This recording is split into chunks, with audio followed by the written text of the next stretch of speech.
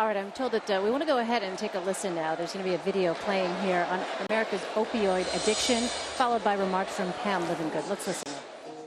When I came here to New Hampshire the first time in this campaign and heard about the heroin epidemic, also the growing drug problem in our area, we're all losing, fathers, brothers, sons, mothers. the numbers of people who are being affected.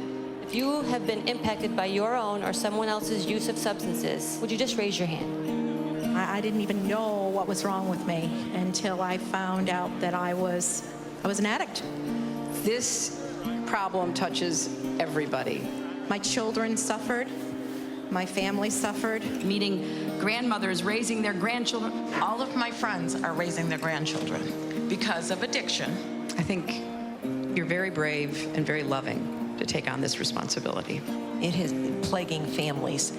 I don't want to go to more funerals. I'm going to one this weekend. I didn't know if I wanted to do better.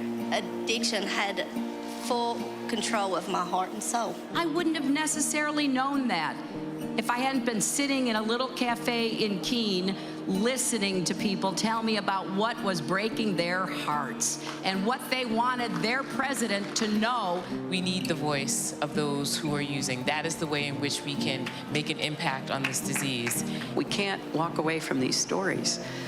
These are our children, these are our friends, our neighbors, our loved ones. This is not something we can just brush under the rug and wish it would go away. We need to drag it out of the shadows. We need to hold it up to the light. Everybody should feel that they are valued, they are cared about, and they have a president who sees them.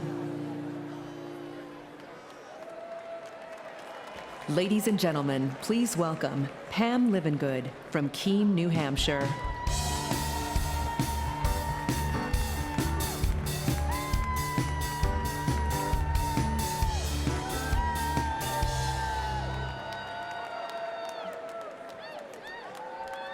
Hi. For my 50th birthday, I got a 2-year-old. You see, my daughter and her boyfriend had a beautiful little boy named Francis, but they got caught up in drugs. It started with the pain medication she was given after Francis was born, and it just got worse. It's hard to explain just how devastating it is to watch your child struggle with substance abuse. I know my daughter loved Francis, but love wasn't enough to take care of him. I started getting calls from child services, and one day they said Francis would be taken away from my family and put in foster care unless he had family who could take care of him. There was no way we were going to let our grandson end up in foster care. So Francis lived with my husband John and I until he was 5. He lives with his grandfather now, who is on disability.